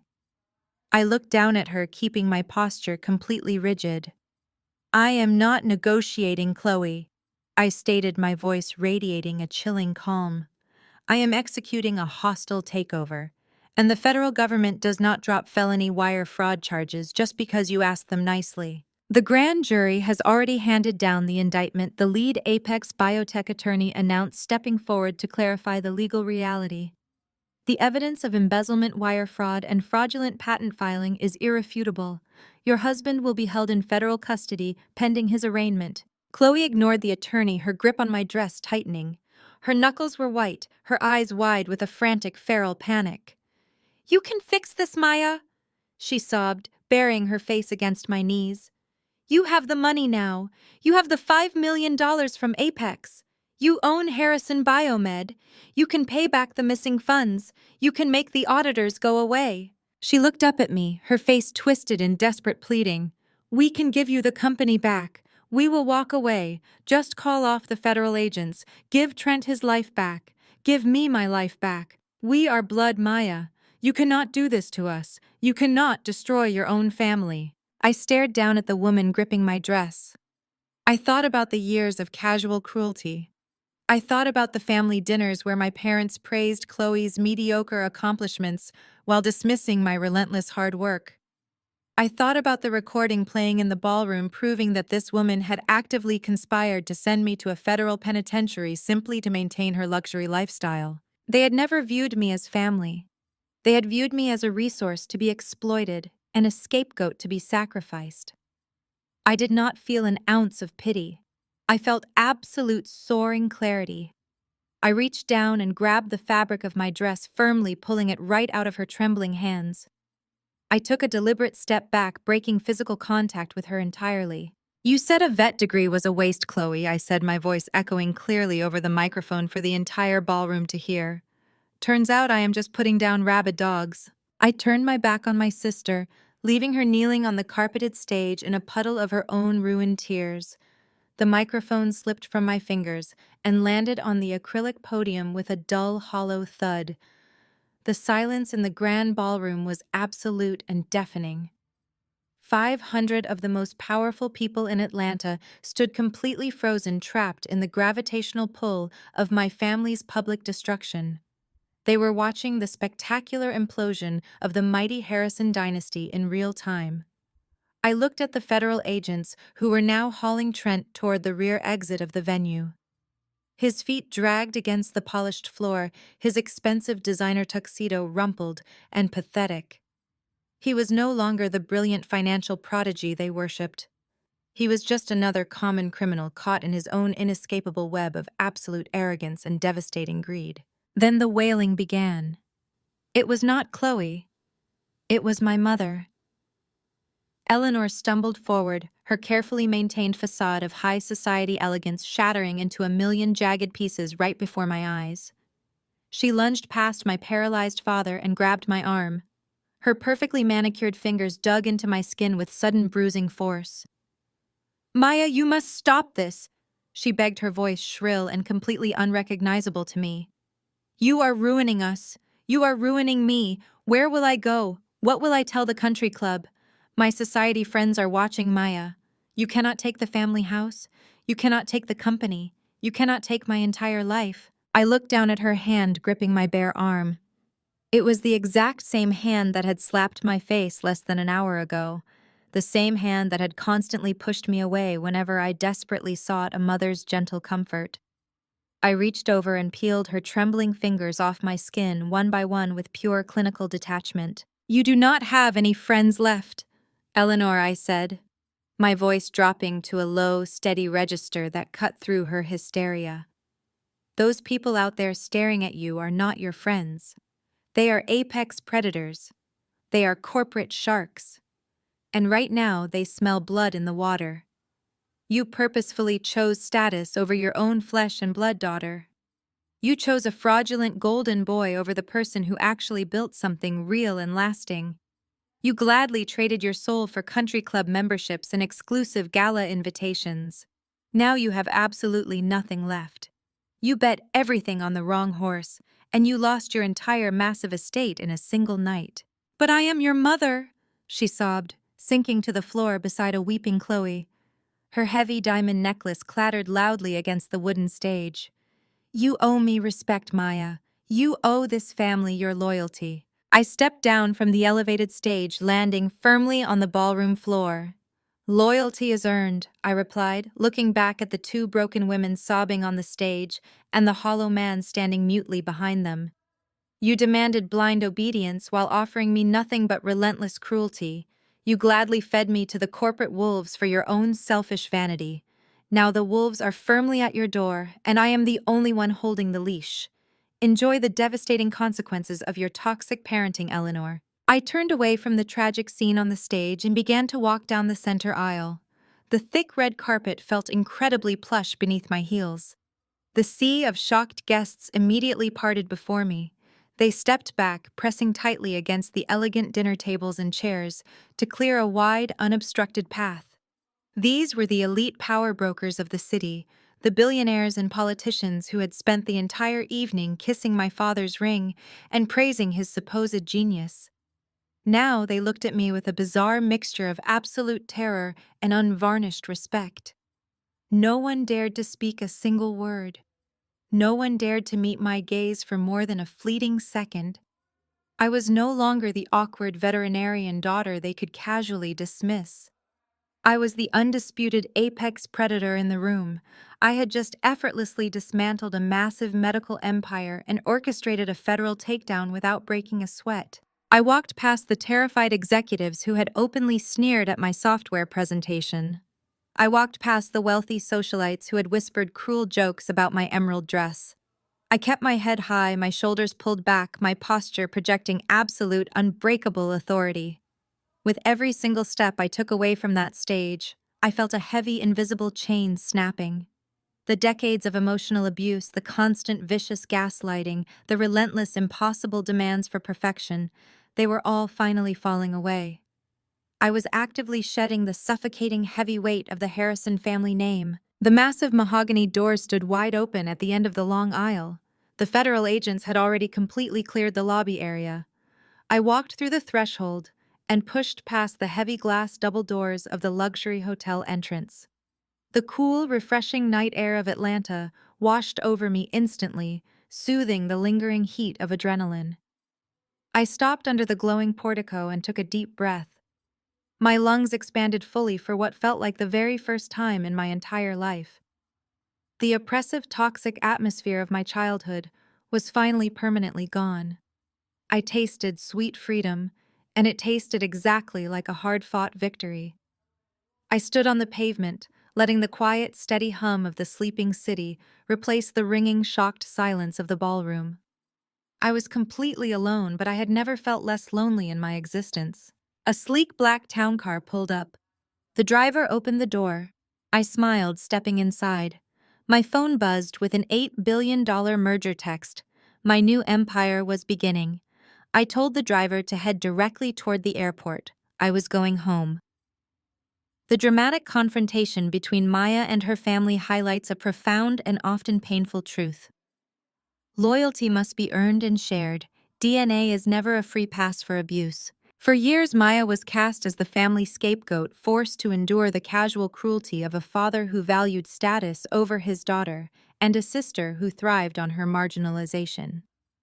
The central lesson we can draw from her hostile takeover is the vital importance of building your own emotional and financial independence. When you spend your life seeking validation from toxic people who only view you as a stepping stone, you are playing a rigged game that is designed for you to lose. Maya's victory was not merely about acquiring her father's bankrupt company or watching her fraudulent brother-in-law face federal indictments. It was about the quiet, relentless work she put in behind the scenes to secure her own leverage. She stopped waiting for her family to recognize her worth and chose to cultivate it herself. In doing so, she transformed from a desperate daughter seeking approval into an undeniable force who dictated her own terms. This story serves as a stark reminder that true empowerment requires stepping out of the toxic roles assigned to you by others. You cannot heal in the same environment that consistently breaks you, and walking away from conditional love is an act of self-preservation, not betrayal. By forging her own path, Maya proved that the ultimate justice is simply becoming everything your doubters said you could never be. Take a hard look at the relationships in your own life today and have the courage to walk away from any table where respect is no longer being served.